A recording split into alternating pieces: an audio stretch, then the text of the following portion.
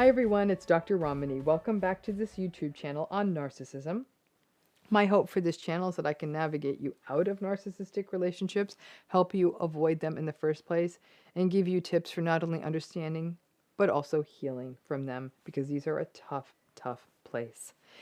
If you're new to this channel, please subscribe and join us.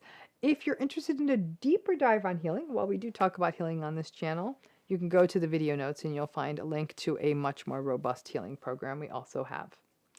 So I'm going to sort of kind of get into this slowly and even tell you a story. But how many of you who are narcissistically abused have ever signed something that was bad for you? Like, just you look at it and say, what the heck did I just sign? This really put me in a bad spot. Just drop that in the comments, because that's what we're going to take on in this video. The risk that people who've been through narcissistic abuse have for signing bad contracts or getting into bad deals. This is such a niche topic, but it's not as niche as you would think. So I want to tell this almost like as a story. So let me just make up a story here. A person had a childhood characterized by narcissistic abuse, lots of gaslighting, lots of manipulation, lots of inconsistency. This childhood results in self-doubt, self-blame, and a loss of faith in their instincts. They think of themselves as not being very smart, and that was reinforced by the narcissistic parents' words and gestures towards them. This person grows up into adulthood and still doesn't feel good about themselves. They still have lots of self-doubt. They're still trying to sort of somehow please that parent and prove themselves.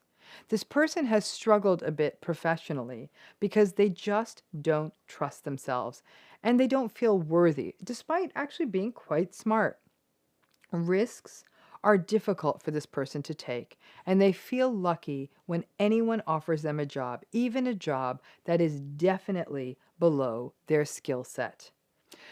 This person gets an opportunity to take on a new venture on their own, something they had wanted to do for a long time, but didn't have faith to pursue. They tried starting to pursue it, but they heard lots of no's from decision makers in the industry, which is to be expected. But that, in a way, substantiated what they had always heard from their parent. Don't get too full of yourself. You aren't all that. You don't know what you're doing. Keep your feet on the ground. Don't have these crazy dreams. They finally find someone, though, who's willing to collaborate with them on their new project and provide the funding for it, which was essential.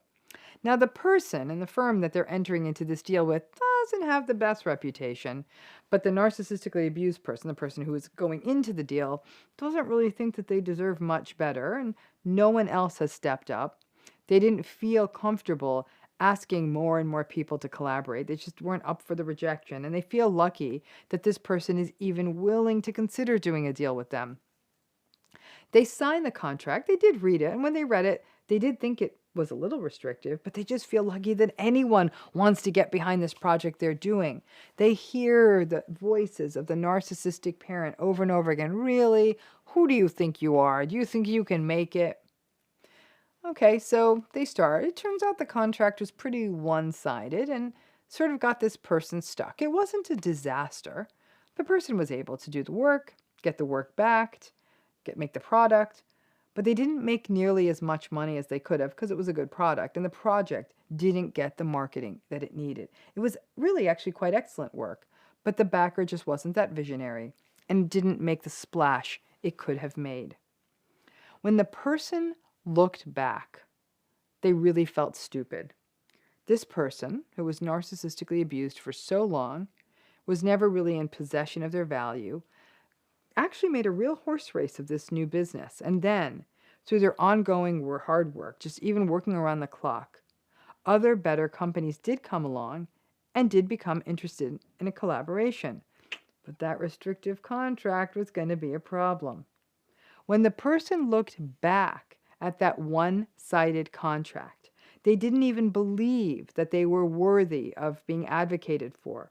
They didn't even think to ask for modifications in the contract because they believed they would hear no, and they didn't believe that they had the right to do so. Basically, they invalidated themselves and didn't feel confident to even find and retain an attorney.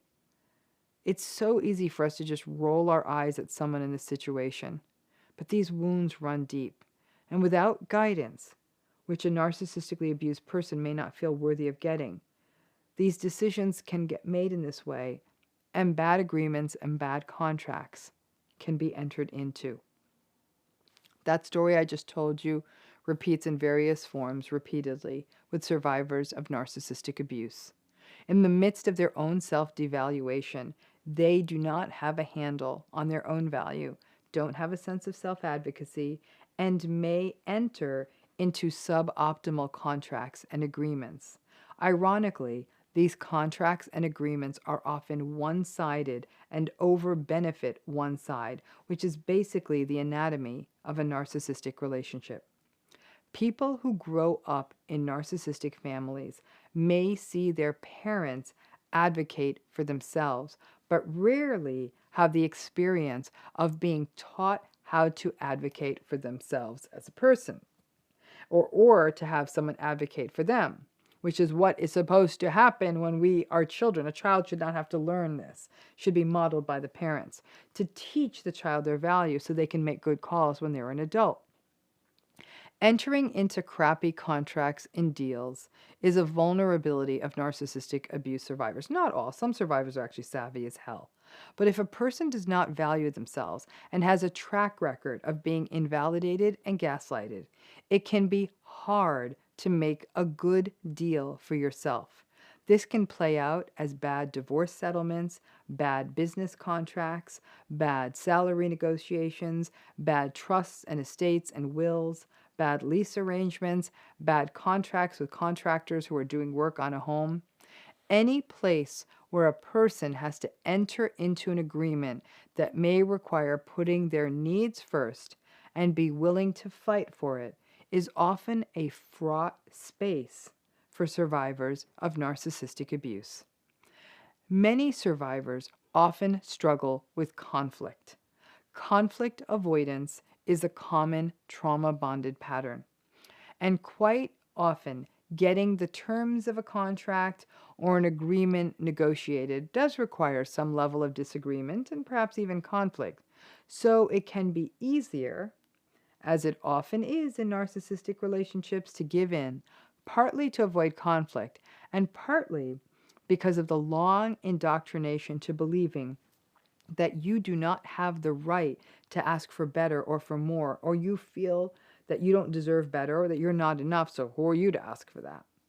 This pattern has often made things go from bad to worse for many survivors of narcissistic abuse. After enduring years or even lifetimes of narcissistic abuse, they may then have to face the challenges and consequences of a bad contract or agreement for many years, and will often blame themselves, which is what survivors do, for signing such a bad deal. And the long history of invalidation means that lots of folks don't feel that they have the right, or may not have the resources, to seek out legal counsel. And again, there's always that dogged issue of they don't want to create conflict. Anyone who has been a survivor of narcissistic abuse and isn't good at either reading the fine print and or doesn't like conflict, especially if the potential conflict is with someone who leans into dominance, it is crucial that you get someone you trust, or ideally someone who is an attorney, to read anything important that you're going to sign. Have them poke holes in it, and be aware that your track record with narcissistic abuse may leave you feeling as though you don't have the right to ask for more, or more fair, or more equitable. Attorneys have jobs for a reason. They happen to be people who have been trained in a way who do not respond badly to conflict and appear to be built to endure it and tolerate it. Interestingly, and a flip side of this, is the need to use contracts because of all of the narcissistic folks out there. Too many survivors of narcissistic abuse want to trust. Then they may collaborate with someone, they don't get a contract, and it never ends well. With the increasing incivility in the world, we are really getting to some dark times when we feel that we might need a contract before we agree to anything with anyone, even having coffee. Like, if I buy you coffee and it's hot and it burns you, I mean, that's sadly the world we're in right now. If you are a survivor and your narratives are very much from the mindset of, I am not enough, or I'm afraid of conflict, or I have no right to ask for more, then get the guidance, get the support.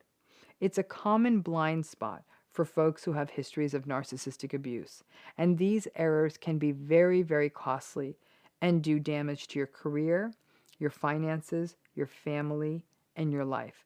It is such a unique spot where many survivors of narcissistic abuse, because I work with a lot of people getting out of marriages, will say, what the hell did I sign? I might actually work with them after the divorce is done.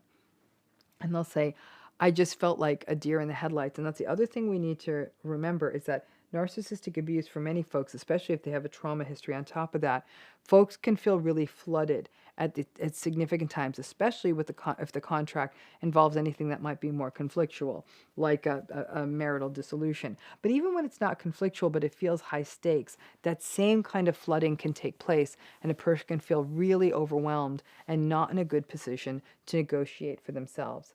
Sometimes just even giving yourself a minute. This is why, for example, salespeople, narcissistic abuse survivors, are really vulnerable to very aggressive salespeople, because many times there's a fawning response. They may want to please the dominating salesperson. Again, the best thing you can do is step away, no matter how much they try to sweeten the deal. It's the sort of hoovery sales approach. Ask for a minute, or go with someone you trust who can help you sort of modulate and moderate at those times, so you can make as good a decision as possible. It is a very common survivor pattern, and the key is that you don't take it out on yourself. It's almost a built-in sort of blind spot when you've been narcissistically abused. So it really comes up about being mindfully aware that this is a possibility, getting the supports you need to protect yourself as you go through these processes. Thanks again.